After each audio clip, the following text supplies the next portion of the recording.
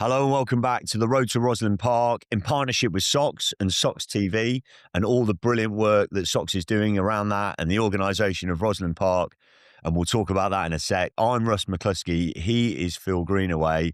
And Phil, we've got a very special episode today, haven't we? Yeah, we got a good friend of the pod. I'll let you introduce him. Actually, he introduces himself pretty well, so I'll let him get on with that. But no, mate, it's been a good week so far, and mate, Rosslyn Park is round the corner. It's coming round the corner. It is looming large, and we cannot wait. And obviously, there's lots been out on social media at the moment, and through those channels about every pitch being live streamed. We've got all pitches that are going to be live streamed. There's going to be commentary on RE1 and RE2 as there has been in previous years, and that will be free to air. But if you are out there, if you are a school, if you are a parent, if you're a pupil and you want to watch your games like you've never seen them before, you can get online and we will share the link. We've been sharing it on our social media, our Instagram and other such avenues. And you can purchase that for the week or day passes, depending on how you get on there. And I'm sure we're going to talk about that and the impact, the positive impact it's going to have on loads of families out there. But we have got the non-perfect dad. We've got Rich Shorter with us. Rich, you are now famous because you are the first person to ever appear twice on a Little and Large podcast. How are you, mate? Mate, well, that's an honour. I didn't realise I was ticking that box off. Do I get a gold plaque to put behind me here? Mate, really, really well. I just thoroughly enjoy what you guys do and how you serve the director of sport community, the sports community. And like you say, Phil, you know, it's like those first few days of summer, spring, and you're like, Rosslyn Park's on its way. And we hope that those days of sunshine are mirrored through the weather at Rosslyn Park this year. I reckon the groundkeepers have had a little bit of a nervous stomach over the weather from February, haven't they? But they always do such an amazing job at getting the pitches and grounds in tip-top condition. And it's just such a great festival. I've been there as a dad a number of times, and then I've been there as a spectator, and it is the atmosphere, the vibe there is fantastic. And the fact that if you can't get there in person, and we'd wholly encourage you to try and do that, but if you can't get there in person, the fact that now, because of Sox, you can watch and stream your kids' games is phenomenal. It's incredible, isn't it? Let's dive straight in there and I'll start us off. So in terms of what we want to cover in this podcast is a guide for parents who will either be watching the live stream, so they'll be at home, or a grandparent or an auntie and uncle, some significant adult in a player's life, or somebody who is there pitch side. And there are lots of people who can attend, but obviously through work and because it's midweek, there are lots who can't. I don't know how we approach this, Rich. Do I go, right, what are your 3 top tips? What is your guidance? Go on, mate, let's go. Let's just open the lid on it. Well, number one, weather-wise, if the weather stays as bad as it has in February, take wellies. That would be my first, sensible footwear, folks. You guys are really cool on understanding the car parking ins and outs. I'll let you share that with people. I think my top tips are, and if you've heard me before, it's a bit of an echo, is ask your kid, what do you want from me in the build-up around the competition and afterwards? Whether you're watching it live on Sox TV or you're going in person. For so many kids, Rosslyn Park is the end of the rugby season. It's something that they look forward to. Whatever standard they're playing at, they want to be in that squad because they know it's a great day or great couple of days out. It's a wonderful festival. They know that there's a chance of seeing the odd superstar rugby player around. The vibe is just incredible. So for your children, they will be really excited about going. And they'll be really excited to see their name on that team sheet. And I think for you as parents, it's simply saying, what do you want from me? And allow them to shape that narrative. Here's a couple of things, though, I would say if you're going in person. Be aware that they're going to be with their mates. They're with their tribe. It's like a residential. So don't take it personally if they don't rush over to you after every single fixture. They may want to come and chat to you, and yet they'll probably want to be going checking out all the amazing stalls that are there. The army band are usually just playing incredibly, some great classic 80s dance tunes, aren't they? Whatever. So there's so much for your kids to get involved. It's such a massive site that they will want to be with their tribe and with their teacher. So don't take it personally if they're not like running over to mum and dad. And yet ask that key question, what do you want from me over the Rosslyn Park Sevens? And then I would just be mindful to let them initiate all the conversations after that. So if they come over to you, let them be the narrative teller. Don't say, oh, you missed this or you missed that. Just say, I love watching you play. I love watching you play. And before they go, whether you're going to watch it on Socks or whether you're going to go in person, just remind them of that. I cannot wait to see you take part. I cannot wait to see you enjoy. I cannot wait to hear all the great things you're going to get out of this. Don't mention trophies. Don't mention anything. Let that look after itself.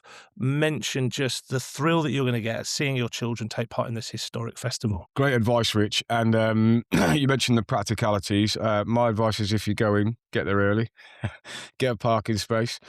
And my other bit of advice is know the pitches that your son is on or daughter is on, and check that out and go and check the map out and find out where you're going as early as you possibly can, because it is an enormous site, and the last thing you want to do is miss anything or be late for a game because you've been walking for 10 minutes in the wrong direction and having to go back in the other direction. And we've seen it happen pretty regularly. So those are just very, very practical things that I would advise parents to do. And I'd also advise them to try the Yorkshire pudding that's on sale in the corner with some beef and some peas. It's an absolute belter. Get your brolly in the car and all those good things. But we've mentioned this before, being a parent is a really emotive thing at the best of times, let alone watching your son or your daughter in a tight-fought game or losing badly or winning really, really well one of these tournaments. And you mentioned not getting in the way too much.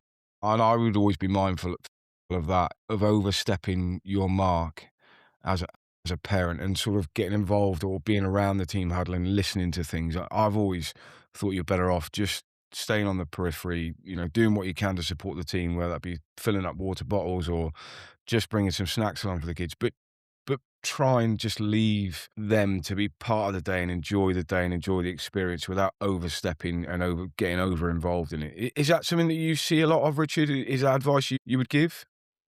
Yeah, and having been to Rosslyn Park a number of times and supported a number of teams, definitely see that. Definitely see parents getting over involved. Particularly, it's a squad day, and they're not all going to be able to play exactly the same amount of minutes, and coaches are juggling their understanding of the opposition, etc. So I've certainly seen kids go up to a parent afterwards, I didn't get as much game time. And every kid wants to play every minute, don't they? So, so parents, just be mindful. That's quite emotive to hear. And yet your child is using you as their safe space. If they come and find you, if they drop you a text, they're using you as their safe space just to kind of vent that, probably because they know they don't really want to say that or express that near the coach. They don't want to look like a kind of pick me. They just want someone safe to say it. And I have then seen parents then try and smooze with the coach or go and say, oh, he's a bit upset. Do you mind making sure he knows he's got, even with the well-intentioned things. And that's really hard for us as parents, especially because if we've travelled a long way or we've signed up for Socks Taylor, we want to see our kids play as well.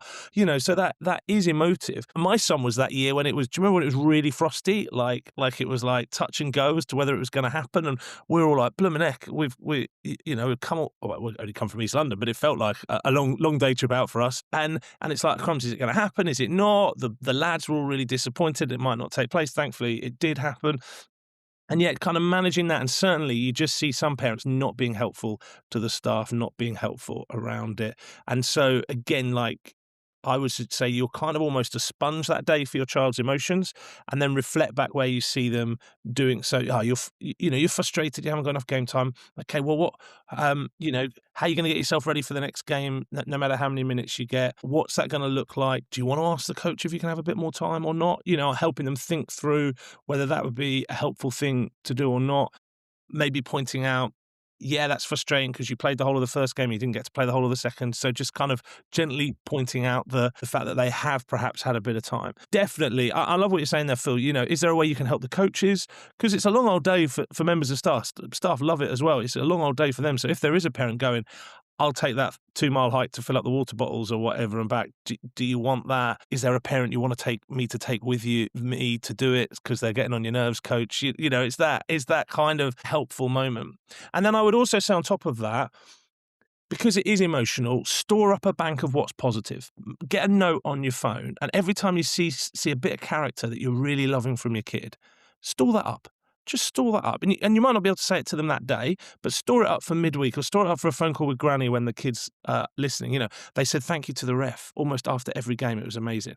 and there was a child injured, and they drew attention to the ref or checked that they were okay. You know, it was wet and raining, and unfortunately, it may be like that. Hopefully, it isn't, but it may be like that. But they kept their energy high, and they kept. So just keep a bank of the positives, so that even if there is a negative thing and you're feeling like, oh, you can look down your note of phone and go, look at all the great character stuff my kid has done today, and then hold that and give it to them as a gift at some point. In the week or so later, you know, if your kid's at boarding school, write to them. Your kid will be just blown away that they get this kind of character treasure trove from mum and dad, or stepmom, stepdad afterwards, or even grandparents as well, if they're going to go and watch it. And I think sometimes holding on to that positive treasure trove can help you deal with the kind of emotional challenge and frustration that goes with it. And certainly, Phil, you talked about, I would just say kind of finals, quarterfinals, semi-finals. Very few of the teams get that far, obviously, because it's a massive competition. And again, you know, sometimes we see parents and they're just perhaps a little bit more excited on the sideline than needs to be. Thankfully, that is very few, but just be mindful, parents, of mirroring and modelling the kind of character that you want your kids to see in you. There's a couple of bits there, Rich, I want to drill into. So the first one being, I love watching you play. It's something I think that we should all be saying, actually. I think we should be saying it as PE teachers, as rugby coaches, netball coaches, whatever. I think it's brilliant, not just parents, because there's a real risk at a day like Rosslyn Park where it's a long day. There's lots of rugby going on. And if you are fortunate enough to get through to the latter stages, 2 days, you know, and it's really attritional, isn't it, on everybody, parents and players and coaches alike, that there can be information overload. And if we go, right, so after a game, the head coach has had his piece or her piece, then you've got the director of sport has chimed in because he feels like he needs to. So there's 2 adults straight away. Maybe the captain or one of your players has had a chat with you as well about something. Let's say now we're up to 4 conversations, and then they go over to dad and uncle. You could be at 6 conversations post-game, and it's just too much, isn't it, in terms of information retention and in terms of overloading. Probably the most pertinent message has come from the very first one, from the head coach. So now that's lost because auntie, uncle have decided to turn around and go, you know what, you kicked out on the full, and if you'd have been a bit careful on that kick, We know where we're at with that, aren't we? So I think be mindful about how much information we're expecting our young people to absorb, particularly in that under 14 age group. It's developmental, isn't it? It's regardless of how far you get, you can just swamp them with that information. Yeah, and I think, I mean, we've all coached. You guys coached a lot more than me, but we've all coached, and I think we all recognise the humble reality that the coach's words at halftime or after a game very rarely sink significantly, and it's what we do on the training ground, isn't it, that makes it is more impactful. And yes, we might want to remind some key messages or key principles, or so the likelihood of them picking that on a tournament day is slim. And then Russ, the fact that you're like, it's diluted, or give them mixed messages. And also the thing with sevens is quite exposing as a sport, isn't it? It's a brilliant sport. It's a great way of playing, but one little mistake can lead to a try on the opposition quite quickly because the pitch is big and the space is there, isn't it? So again, parents, and if your kid makes a mistake like that, you know, your own heart sinks. And again, it's about don't mention that. Don't give your one pep talk on how to give a pass that isn't interceptable, because it happens in sevens all the time. It's the flip turn sevens. We watched the finals together last year, didn't we? And both finals kind of turned on a decision, a penalty decision from a player that gave away something early on in the game, and it meant another team was chasing that from that decision. You just feel for that kid who in that moment has tried to make the best decision they can. The ref was rightly given the right sanction, and yet it had a big impact on the game. And I always feel for those kids, if mum and dad are there and then feel like they have to kind of give a pep talk how to avoid that next time, because the kids know almost instantly, I shouldn't have given that pass, I shouldn't have tried that kick. My tackle technique wasn't where it could have been then. Mate, what we must, I think, acknowledge is how much we love having the parents there. You know, I think that's something, certainly from my time as director of sport, we absolutely loved having the parents there, the support that they bring, the energy that they bring to the day. So I think we must acknowledge that, and we must acknowledge also that the kids love having their parents there, don't they? Yeah. You know, they absolutely love having their parents there. My daughter's at 14, 15 years old now, where she loves having me there, but she wants me at a distance. Do you know what I mean? So, and I'm really happy with that. I'm really comfortable with that. So I think, you know, look, we love having parents there. And if you are listening to this and you can get along, acknowledge as a parent that you're going to support your child. And also your child's done a great thing by being selected in their team to go to Rosslyn Park anyway. So let's celebrate that and celebrate all the really, really, really good things. And look, it's a day. It's an opportunity to learn. We all want to go there and be successful. Like you said, there's only one team in every pool in every age group that can be successful. I think they've got something like 260 odd teams, Russ, in the under 16s. Well, only one of those is going to walk away with a trophy. And if only one can walk away with a trophy, what else are you going to take away from that experience? You know, the opportunities to learn, the connections, maybe your team, all the other bits and pieces. So, you know, be mindful of that. But I do want to reiterate that we love, as teachers, having our parents there and being supportive and helping. So it's really important we acknowledge that. For those parents who aren't there, and we are absolutely delighted that they can watch on the live stream now, it's going to be amazing. I would have absolutely loved the opportunity to see my kids play sport on, you know, if I couldn't make it on the live stream. And it is magic, and it will be magic. But what are some of the dangers, Richard, of being that parent who's watching online and how you might be able to get it wrong from 200 miles away? You know, I'm thinking about the phone call directly after the game or the WhatsApp directly after the game, you know, similar to being in person, but because you're far away and you've seen it. What are the challenges that those parents may face emotionally because they can't be there to see it, they can't be there to hug their child if they've made a mistake or whatever? That can be a tough spot to be in, I think. Yeah. Well, I think, again, it's amazing that parents are going to get that opportunity. And I think recognise, firstly, that some parents might be at work and cheekily watching it on in the background, aren't they, and things like that. So you may not be able to even be fully absorbing what's going on, you know, as in the middle of a conference, all of a sudden they're hopping in. Exactly. You're going, yes! I think, listen, I've got a crazy dog, right? And every time the doorbell goes, he goes mental, like there's an enemy at the door because he's afraid, bless him. Parents, what we don't want is every phone call after we've watched our kids play sport to elicit that same reaction within our kids.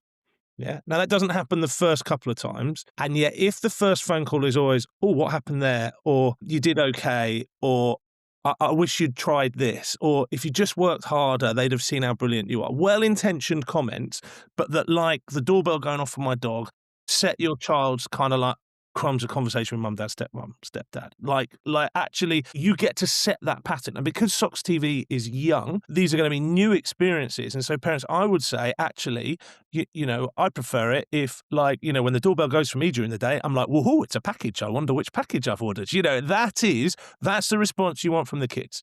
You want your kid to see your name flash up in their phone on a text message or ringing, and you want your kid to be like, for you, it's mum and dad. Brilliant. I just know this conversation is going to hold me. I just know this conversation is going to start with, I love watching you play. How was that for you? Tell me how you got on. Or I love watching you play. And I just got to say, that moment where just seeing you celebrate with your friends after that second try. Yeah, but they beat us 60-10. That's okay. I just love just you all together. It was just so exciting to watch. How was it for you? If you can set that tone, because we all know what it's like, don't we, when our phone goes and it's like, oh, who is it or whatever. So set that tone straight away, because Sox TV is just going to blow up. It's going to be massive. Lots of schools are going to have it. You're going to keep getting the opportunity to watch your kids play sport at a distance. And so, you know, if your child's in the under 14 competition, under 12 competition, you know, you can set a tone now that in 6 or 7 years' time, when your name appears on their device after a game of sport, there is a leap in their heart that knows that this is going to be good conversation for me. Or your reaction can be like my dog and be like, oh, here it comes, well-meaning, but it's pressure. It's bad advice. And you know, I think that's the thing to say is, listen, I've worked with parents. I've worked at the sharp and ugly end of safeguarding. I've run skate parks. I've worked in high-performance environments. And I have seen some awful parent behaviour, and yet most of it is really well motivated. Most of it is motivated because you want your kid to get on, you want your kid to be happy, you want others to see how great your kid is. I could probably count on one hand the number of absolute total muppets, just sitting towards the evil end of category of parenting. They're very few and far between. And yet that doesn't matter if it's well-meaning. If it feels heavy to your kids, it's an unhelpful reaction. And so Sox TV is just giving you this great gift to watch it, and then to be this like, oh, it's mum and dad on the phone kind of moment after a fixture as well. And look, do you know what? I've got some mates in my phone. I've phoned you guys. When my kids have stuffed up. Oh, you wouldn't believe it. Like, phone a friend. Use a voice note on your phone. Get your frustration out at the pass they missed or the tackle that they didn't seem to put any effort in. Let someone else listen to your kind of frustration about that, so you're ready just to be a gift to your child in that phone call and listen to them. One thing I want to talk about as well, Rich, is this rewarding of effort and character, and actually that just being your fallback. And again, if there are any directors or rugby PE teachers listening to this as well, sports coaches, it's always a good fallback anyway, isn't it? Like you say, if you've lost 50 points to 10, which can happen very easily in a game of sevens, can't it? You could have had a great 15-a-side game in the Michaelmas term, but then come sevens, they just go boom, boom, boom, score tries. And that's a reality of it. Maybe you only have the ball for 2 minutes out of 14. You're unfortunate in that sense. You have to defend for 12. But that rewarding of character and effort can never really go wrong, can it? We all, even now as a 43-year-old, if somebody turns around to me and says, you tried really hard at that job, or Russ, you did, you showed a great deal of character there in that meeting, which was quite a difficult meeting. You go away feeling, yeah, brilliant. My chest is out a little bit more. And there's loads of details I might have got wrong and I might have done the job poorly, but if I tried really hard, nobody really can doubt that, can they? It's just always a good fallback for people. I think as parents, we developed a bunch of habits when our children were young because their language wasn't very well developed that we have maintained through to adulthood. And I think bosses and directors of sport and others still using the workplace is, oh, well done, that was brilliant. Okay, oh, well done, great stuff. And that's nice, but it's fluffy because it's not specific enough. It doesn't impact. Whereas actually praise can make someone feel good and give them hope of a future attainment of the same behaviour. So, in that, I've just got to say, in that second half, when they got that interception on your try line and ran the whole length of the way, I know you didn't tackle the guy, but you kept up with him. You were 2 feet behind him and you went all the way. You ran the entire length of the pitch. I know you didn't get the tackle. I know your heart was to get that tackle. I've got to say that my heart was soaring for you because you just did not give up, even though you knew you were just out of range the whole time. You could have just stopped at the halfway line and waited for the restart. You didn't. Oh, wow. I loved that. Just giving, rather than going, well done, you worked hard, just giving a real anchor of specificity of when you did that. And again, it amazes me on the sideline when I see coaches do it or parents do it. Well done, great stuff. What was great? There's 7 players on a team. They're all doing bits and pieces, and even great tackle is helpful, but let's give a bit more. Great tackle position, great low tackle position. Yeah. Great confidence in the tackle, great courage in the tackle. Just give a few more little words. And then kids are like, I did that. And that just motivates them to want to go and do it again. So not only are you focusing on character or something very specific, you're also kind of helping them puff their chest out. And the next time they're in that place, there'll be a little echo. There will be subconscious echo of, I'm not going to give up on chasing this down. This pleases people around me. And I know that's a slight external motivation, but they'll also learn internally, this feels good and keep going. I think praise is an underused value, both in parenting and coaching and directors of sport. And it's dead easy. Just giving real specific praise. I often have parents say to me, oh, my kid's they're really talented, but not very motivated, or they're really, really gifted, but they just don't work very hard. I'm like, okay, so how do I challenge them about that? It's like, you don't. You praise the few moments that you see that. So if they're playing a game of sevens, a sevens tournament, you think 80% of the time they're not working as hard as they could do, and they've got a bigger engine than that. Praise the 20%. Be really specific. Praise the 20% because it'll give them hope of maybe making it to 25%, or it'll inspire them just to take those few steps forward. Love that, Rich. I also think, whilst you don't want to get involved in the coaches' talks and things like that, I think if you can have, as a parent, an understanding of what the coaches are trying to achieve, or the key messages that are coming from the coaches. So whether you ask your son or your daughter, what were the 3 things they asked you to concentrate on today, or you were working on today? I think if you can get an understanding of those 3 key things, and you can support those key things in your messages to the children, you're supporting the learning through that as well. So I think, having a good understanding of what's the goal here, what are we trying to achieve, and how are we going to go about doing it? Are we going to play a softy, drifting, so you as a parent can kind of support the learning of the pupils via alignment with the coaches. I think that's often not easy to do, but I think if you can sort of get into the coaches' ear or ask your children, what were the 3 things the coaches asked you to concentrate on today? and then you can support those things. So one might be effort, one might be whatever those things are. So I think that's a good start. And I think the other thing that we probably, as a society are still not great at is allowing our children easy excuses for not getting things right. It was the referee, it was the pitch size, it was the ball, those types of things. So how do we deal with that as a parent? Is it similar? It's just unpicking it all and making sure that we're aligned and we're still overtly positive, or do we give our children the opportunity to find excuses? Well, yeah. I mean, if you ask my kids, they'll say I'd play a tiny violin if I feel like they're playing that. I'm like, can you hear that? Hear the tiny little violin? Which is terrible parenting, by the way, because sarcasm is not a good parenting tool. It's awful. Don't copy me on that. So, Phil, I have two things I want to say about this, because I do think we are living in kind of a slightly more victim mentality culture, which is unhelpful. However, if a kid has just had an encounter with a referee that they didn't necessarily feel that they got a good end of the deal. And let's be honest, at Rosslyn Park, there are some great officials. I think they manage the officiating really, really good.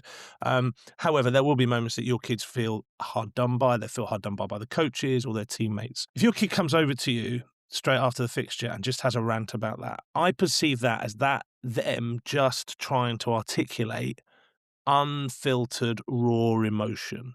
And actually, the best thing you can do at that point is just let them vent it. That isn't necessarily the point for my sarcastic violin moment. That isn't necessarily what they believe. It's what they're feeling in that moment. In that moment, they are feeling really hard done by, and they need to have that hard done by heard. And in my experience, and also following the science of things like motivational interviewing and looking at ambivalence and things like that if you listen well when someone is going off on a rant and they feel affirmed to express that rant, normally they will then offer the other side of the argument. So if the ref, let's just take the ref, and I'm not picking refs because I think they're great, but just say, I can't believe the ref made that decision. It was really, really poor decision. And you're listening, you feel hard done by, felt like that was an injustice. You listen, they will then go, it is hard to referee though. I know they don't always get it right. Okay. Or I know that rule was a bit grey. I know that it was at the other end of the bit. They will offer slightly some mediating thing if they feel well heard. Not all the time, but they will feel that. However, so I think on the side of the pitch, absorb that. However, I think there might come a time later in the week where you might want to say, that moment got to you, and it seemed like it sat with you for an hour or so, and kind of, was that helpful? How might you have handled that differently? Do you still feel that about the ref or the coaching? And that might then be your opportunity to challenge. Well, actually, do you know what? I thought that refereeing decision was fair, or if referees get 90% of the decisions right, that's incredible. I think that's what happened on that day. Yeah, they may have missed that, but Blumenette, who would referee a ruck or a maul, even at sevens level? I mean, I just take my hat off to anybody. I went to watch my nephew's under-14 game of 15-a-side rugby last week, and I just thought the ref was having a blinder, and I just don't know how he managed to dissect what on earth was happening at the breakdown, and I thought he was incredible the way he coached the kids through it as he refereed. So, but in that moment of heatedness, Phil, I think it's okay for you to be at that sounding board for it, to let them vent so that hopefully they can go back and carry on doing well. And at the end of that vent, I might say, is there anything I can do? What might you do now to help you get ready for the next game? Or what might you do to help get ready you've got an hour now, what might you do to help get back into that headspace to be ready for the next fixture? And then I might have a deeper conversation the following week. That said, I mean, I don't shout from the sidelines. I have shouted at my son when he's been really disrespectful to the ref. That for me is a red line. Naturally I will call that out. And he knew straight away that Dad never says anything. So Dad's really cross. However, I have listened to him after the fixture have loads of rants about officials and absorbed it. And then a few days later gone, do you still think that? And most of the time he's gone, no, actually I was just hot-headed. I was just annoyed that, the guy was all right. So it's kind of recognizing that. Rich, I've got a scenario for you. So we've got all parents are there. All parents have managed to make the trip from wherever they are, the school. 13 sets of parents are, not 13, sorry, 11 sets of parents are behaving really, really well, and they're doing the right thing. And one parent is not. Now, as the 11, the critical mass, do you stand the other side of the pitch to him, ostracize him, isolate him, he's not one of us, and do that English thing where we're like, if we don't look at him, he's not a part of this problem? Or do you do B, you go and challenge it? You're brave enough to go over and say, look, you're representing all of us. And I know this is a little bit of a rhetorical question, but we see this all the time, don't we? We see that it only takes one individual to behave poorly, and it reflects poorly on the whole community. And then we see that individual allowed to behave poorly because nobody's brave enough or has the skills to be able to go over and challenge them in a way that it won't erupt, because sport is emotional. And clearly this man or this woman is on the precipice of overstepping the mark. That's a really, really tough one, isn't it? And I'm beginning to see it with my kids' sport, where people do get overexcited. And I'm thinking, am I the man? Am I the guy who used to be a director of sport? Am I best positioned to go over and challenge? But remembering also, I'm 6'8", and maybe that person doesn't want a big bloke to come over and challenge them on it in the moment. That tip them over the edge. I think I'd be more scared if Phil came over to me than you, if I was being honest. Yeah. There it is. As would Sorry, I. As would I. cheap. Sorry, that was cheap. Great scenario. And it does happen. And it happens lots. And I mean, if you look at every parent's WhatsApp group of every parent's age group, the same thing happens. You've got 3 or 4 obnoxious parents, highly opinionated, who have very little factual information or grasp of their own emotional regulation, who dominate a WhatsApp group, and no other parent calls them out on it, do they? No other parent in a WhatsApp group goes, oh, I'm not sure that's right. I think there are other ways of dealing with it. So we know that, like you say, that kind of British thing of ignoring it. I think obviously parents need to be able to do what they feel capable of doing, and for some, any kind of conflict is just horrific. And there are always loads of dynamics going on in there, aren't there, as to where that parent sits. And to be honest with you, if it's happening at Rosslyn Park, it's probably happened loads in the season already this year. So parents are probably aware of, here comes Jeff or Claire or whatever. So I have 2 ways to trying to deal with this. One is just go and distract them. Just go and talk to them. Go and offer the alternative. Oh, they're doing really well, aren't they? You know, oh, that was brilliant. Oh, your lad's doing really well. Or your daughter's doing really, really well. You know, just to offer, oh, you must be so proud they did that. Or just to kind of try and offer a bit of a counterweight there. Because sevens matches are quite short, I would say, and there can be a reasonable timeline in between, that you can, if you can tolerate it for one fixture, and then, you know, when everything's settled down in between the games, again, go and start that conversation. Don't ostracize them. But I would say privately, you know, we all want to see our kids get the most out of today. And I'm just wondering if shouting that from the sideline is the most helpful thing. You know, so you say it as a curiosity. It's framed around the kids' needs. You're not like, you aren't helping us, you're letting us down, which is they are doing, but you're trying to frame it, again, a bit like the praise. You're trying to frame it in the positive way forward, and you're trying to ask the question, is this the most helpful thing? Now, I was at one of my son's rugby fixtures, and somebody thought it was a good idea to put a 16-year-old female refereeing an under-15s game of boys rugby, when, bless her, she was shorter than most of the boys straight away. Actually, I thought she was a very competent ref, but I thought it was the wrong age group. It was the wrong decision. And these 2 parents, one of who was like the assistant coach, were just berating this ref. And it normally I didn't stand anywhere near the parents, because I take the whole, I just can't be bothered to engage with it kind of thing when I was watching my own kid. So, but I went up to both the parents. I just said, I don't think you're helping our lads get the most out of this game by shouting at the ref like that. Well, the assistant coach just turned around and effed and jeffed at me. The other parent just walked straight up to me, shook my hand and said, you're completely right. I don't know where my head was at. That I cannot believe that I was doing that. And so, I never got a Christmas card from that guy again, but then I wasn't getting any before that. So I don't think that really mattered. I did, after that, because he effed and jeffed at me, I went and found the director of rugby, and I was like, mate, we just need to have a conversation between us, because he's just been really abusive on the sideline in front of the kids. I'm not happy with that. I gently, privately tried to challenge him on something. Fair enough. The director of rugby came over. I challenged him on the way he spoke to me. He did apologise. But then I'm confident to do this sort of thing, and I wasn't gonna let it slip. So I think if you could quietly ask it one-to-one, or the distraction technique, and then, ultimately, I suppose, chatting to the members of staff and saying, look, this is an issue. What can we do about it together? Is there, I think it's hard. I mean, I think, again, I feel for the coaches who are on the sideline trying to navigate that, because ultimately that parent is representing their school and they're responsible as well. So again, It's not like, oh, you need to sort this out, coach. Actually, this is frustrating us. Must be really frustrating you. What can we do about this together? If you've tried those other approaches. Yeah, great advice, Richard. And listen, we've chatted for a good amount of time here. It flies by, doesn't it? I do have one final question, Richard. We all know that injuries happen, and God forbid we don't want any injuries to happen at Rosslyn Park. We wish the boys and the girls all the very best. But rugby's a contact sport. There will be some injuries that happen. Hopefully, nothing too serious. But watching your child suffer an injury live is tough. Watching your child suffer a potential injury online when you're not there to support and can do anything about it, I imagine is going to be really, really tough for some parents to get their head around. In both scenarios, we're emotive. We care about our kids. How do we deal with that? A great question. And I think the injury one is, it's the first game of the Rosslyn Park Sevens, and it will happen to one kid. And let's be honest, the medical care at Rosslyn Park is exceptional. They have the return to play guys and others there, don't they? So, there are good people there to look after them. And I think that's the key thing, is remembering that there are good people there. The PE teachers themselves will be equipped to be, they'll recognise this is just a graze and the kid can carry on, or this is beyond my area of expertise, we're going to get the physio over. And I think it's okay to be emotional, it's okay to be worried, it's okay to be anxious. It's then how that impacts your behaviour at that point. And I think it's that case of, if you are standing next to that parent going, crumbs, that sucks.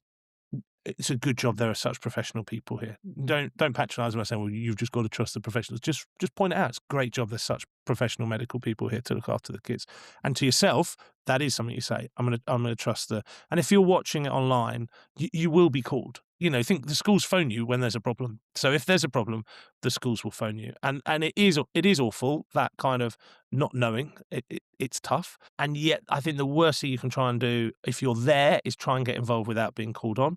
If they need mum or dad, they'll get you. They definitely will get you. And if you're not there, trusting the mechanisms will take place, and that is an act of willpower, because that is hard, because your emotions are what you want to pick up the phone, you're trying to ring their phone. It's difficult, and yet, like you say, it'll probably turn out to be nothing of anything significant for most of the kids there who go down and hobble off. They'll be back 3 minutes later and everything will be fine. So yeah, I think that would be my top tip, except to say it does suck, and we get that watching injury from the sideline. If it's any consolation, I once interviewed Mako and Binny Vinapola's mum, and she used to say how awful it was to watch these big Welsh players. She said to me, these big Welsh players tackling my boys. I'm thinking, like, your lads are massive. And so if, like, a rugby family with such rugby heritage like the Vinapolas, if their mum is sitting on the edge of her seat, anxious about it, it is okay. It's understandable. And yeah, I would just want to finish by saying two things about Rosslyn Park, if that's okay. Just to firstly, is Rosslyn Park, I think, shows the very best of the rugby community.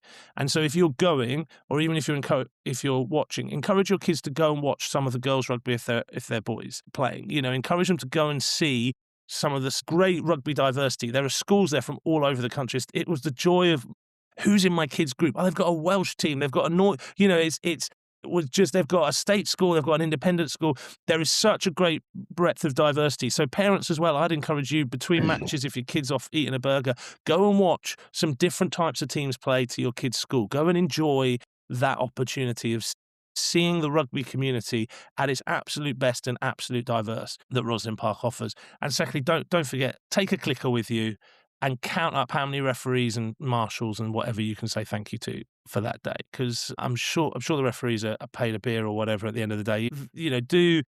Being a referee like that, a big tournament like that, it's great for their development. I'm sure they enjoy it. And yet, if a parent's just saying to them as they're walking, thanks so much for doing today, we really appreciate it.